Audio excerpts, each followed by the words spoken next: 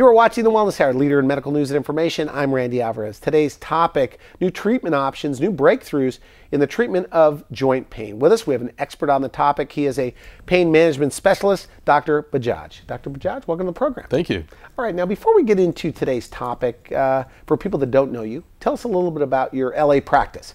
Who's the typical patient, and what are the different procedures that you do? Sure. Well, we're based out of Los Angeles, California, and we really provide acute and chronic pain management needs. Anything from medication management to injection therapies when appropriate to minor surgical procedures as well. Okay, now you do a lot of, I guess, athletes as well. We do. NBA, football players. And what are they coming in for? So, as you know, these athletes are very aggressive with their bodies, and they tend to degenerate very quickly. So they come in with all sorts of different things: joint pain, tendinopathies, neuropathies, all sorts of different modalities. Yeah. Okay, and so let's begin with a little bit about your background and training, and today specifically we're talking about PRP and how you're using it with people with knee problems and joint problems and neuropathy and tendonitis and all of those things. Right. So let's cover that background and training. Sure. Well, I trained at UC San Diego as a biology major. I went to New York Medical College, where I simultaneously earned a MD and an MPH in 4 years. And at that point, I continued training in New York City for my first year of surgical internship training. At that point, I moved to UCLA for anesthesia, where I was board certified, and UC San Francisco for pain management. And I'm currently double board certified in anesthesiology and pain management. Good. Now, why'd you pick pain of all areas of medicine? That's a great question, and I get asked that question quite a bit because pain management has several different potential interpretations, let's say. But the reason that I picked it is because it is a field that's very ignored and potentially undertreated. It's also a younger field that's growing very quickly. So this is a great opportunity to really get these patients taken care of appropriately. Are there a lot of people then that are in pain? I mean, as you see it, that don't have to be? There are a tremendous amount of people that are in pain, and as we live longer, this number is only increasing further and further. Okay. Now you take that and you take the athletic population as well, and pain, both acute and chronic, is only increasing more and more. Okay, PRP, let's jump right in there. Yeah. So how are you using PRP? First of all, what is PRP, and how new is it, and how are you using it in your practice? So PRP, in my opinion, is going to revolutionize the treatment of pain management. The letters PRP stand for platelet-rich plasma. So platelet-rich plasma is indeed what it sounds like it is, which is extracting the platelets out of your own blood. So there's minimal risk of rejection or any sort of nasty side effects, delayed recovery periods, or anything like this at all. Okay. Taking those platelets now, the question really is, what is so special about these platelets? Well, all of us, our own platelets, have tons of growth factors and healing factors. And when these factors are activated and released into an appropriate area, they can aggressively accelerate the healing process. So what are you doing? You're injecting it in the area, topical, putting it on the area? I know they're using it in plastic surgery. That's correct. I guess it's been used in wound healing over the years. Yeah, that's correct. And so how are you, though, using it in your practice? What type of problems? Yeah, so the way that we tend to use it is with any sort of pain secondary to a chronic inflammatory state. Okay. So something very common is your typical knee injury. And this can be anybody from a professional athlete with a degenerative knee in their 20s, for example, or your typical soccer mom or weekend warrior or soccer dad for that matter. Now, when you have this chronic inflammatory state, this is basically your body trying to fix and trying to heal something. So that knee pain is what you just described? Yeah, chronic inflammation can manifest as chronic pain, and this is often why patients come in to see me. All right. So a person, I mean, who's a candidate for PRP? So great question. That is really something that's being flipped on its head. Initially, PRP was used as a last resort therapy when patients had tried and failed cortisone injections, acupuncture, typical medication management, etc. All the things that I was trained on actually throughout my training, which wasn't that long ago. Now PRP is really becoming more and more of a first-line therapy. Because again, PRP, it's exciting. PRP is regenerative in nature. So not only is it fixing the problem, it's fixing the problem by regenerating whatever's trying to be fixed by your body rather than masking the symptoms. Okay, so if somebody has a knee pain, the ideal, in fact, who's your ideal patient? Okay, so let's talk about knee pain just for a moment.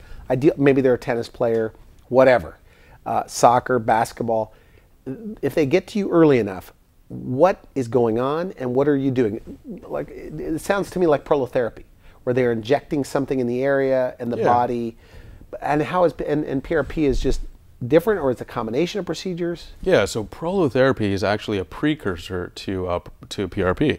So it's in essence Prolotherapy 2.0, if you will. Okay. So PRP will take the healing factors from the platelets and deliver them precisely where they're needed, versus prolotherapy, which recruits your own body's ability to increase these inflammatory mediators to the affected area. But here's the thing, with prolotherapy, you know, you're getting a painful injection. You cannot take anti-inflammatories post-procedure because it will mitigate the actual benefit. Okay. Versus PRP, those concerns are completely thrown out the window, and your body starts the healing process right away. Okay, and so what type of results are you getting? We're seeing tremendously promising results. PRP is very young. It's about 10 years old at this point, and it really is coming to light now because of all these professional athletes that are seeing tremendous relief. Now, you know, often a question that I get is this FDA approved? This sounds a little hokey. Is it FDA approved? It is FDA approved. But isn't it experimental? I mean, is it FDA approved to be effective, or FDA cleared to be safe? So I get that question often, and it is not experimental, because data is now coming out about PRP, which shows us that we are seeing tremendously beneficial results, objectively speaking. A study out of Stanford, for example, looked at tennis elbow.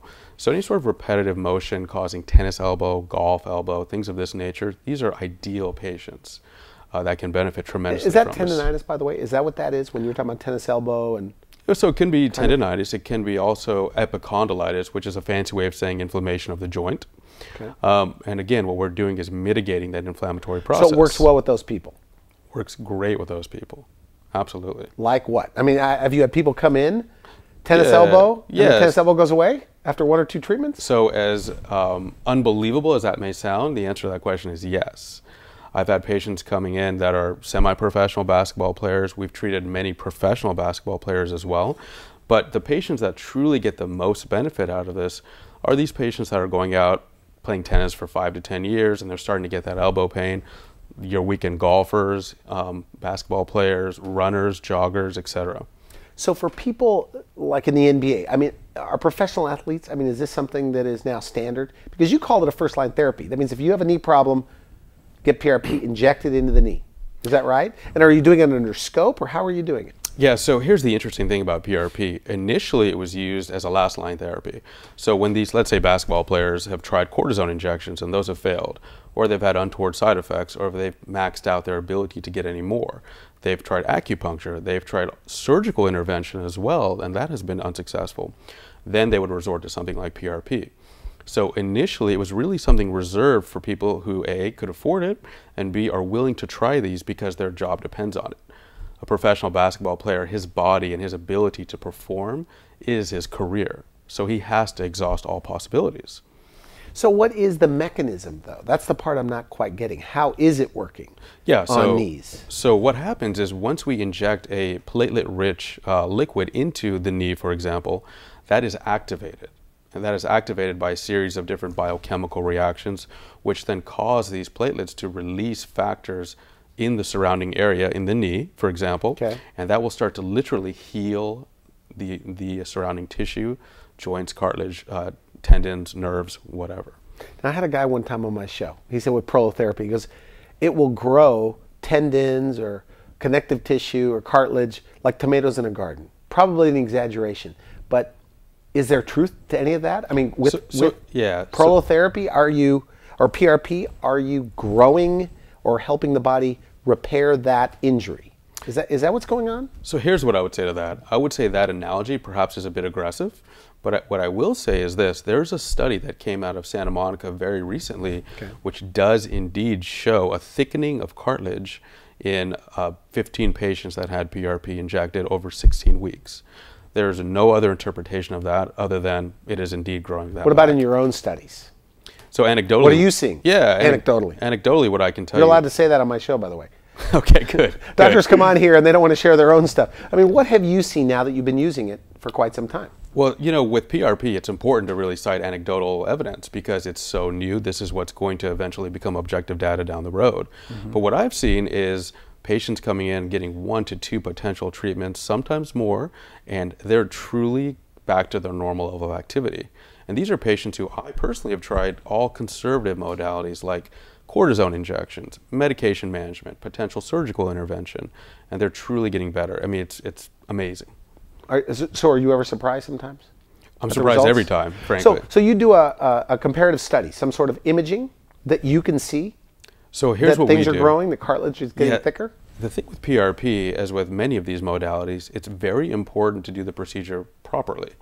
So what I do is we do all of these injections under a live X-ray machine called a fluoroscopy machine. Okay. And that allows me to ensure that the medication, or in this case the PRP, is in the appropriate place. So you take out any ambiguity or guesswork in that aspect. Now, can we actually see the growth? You know, you would need repeated MRI studies, for example, over a long period of time to demonstrate that. Have you seen an MRI? We haven't done. Increased? We haven't done those kinds of studies yet. Okay, okay. But people are getting better. Now, what about like shoulder pain? So yeah, Is it good on shoulders? yeah. So shoulder pain is similar or analogous to knee pain, ankle pain, carpal tunnel syndrome by people typing quite a bit daily. These are all chronic inflammatory states in a joint.